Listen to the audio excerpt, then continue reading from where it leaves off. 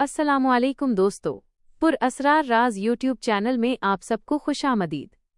मैं हूं आपकी होस्ट और आज मैं आपको लेकर जाऊंगी एक ऐसी दुनिया में जहां हकीकत और खौफ का फासला खत्म हो जाता है। ये एक ऐसी सच्ची कहानी है जो चंद साल पहले शुमाली इलाका जात के एक दौर उफ्तादा गांव कालाश के करीब पेश आई। ये वाकया एक सयाह टूरिस्ट आमिर के साथ हुआ जो फोटोग्राफी का शौकीन था और अकेले घूमने का आदी था। वादी का पुरअसरार मेहमान खाना। आमिर एक पुराने लकड़ी के बने हुए गेस्ट हाउस में रुका जो एक गहरी खाई के बिल्कुल किनारे पर वाक़ था। वहां के मकामी लोग सूरज ढलते ही अपने घरों के दरवाजे बंद कर लेते थे।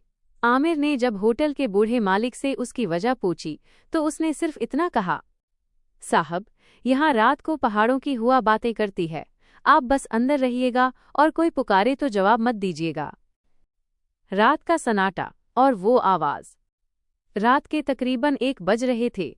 आमिर अपने कमरे में तस्वीरें एडिट कर रहा था कि अचानक उसे खिड़की के बाहर से किसी के रोने की आवाज़ आई। आवाज़ किसी छोटी बच्ची की थी जो मदद के लिए पुकार रही थी।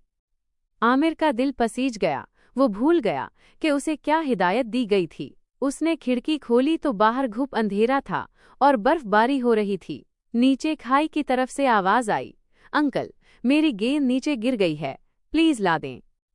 पहला शक। आमिर ने टार्च जलाई और नीचे देखा।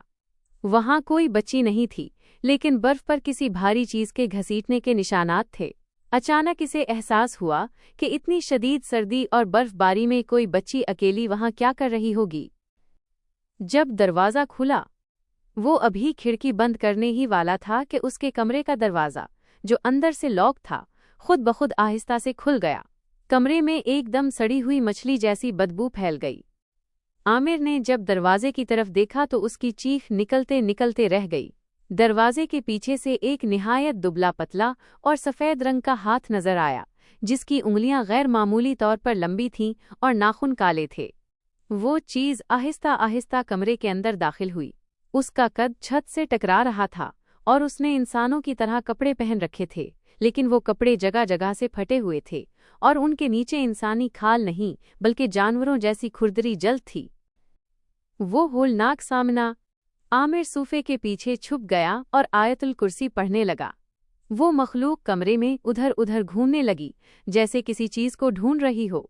इसने आमिर का कैमरा उठाया और उसे अपने दांतों से चबाने लगी। लोहे और प्लास्टिक के टूटने की आवाजें कमरे में गूंज रही थीं। अचानक वो मखलूक सूफे के करीब आई और रुक गई। आमिर ने अपनी आंखें बंद कर लें, लेकिन उसे महसूस हो रहा था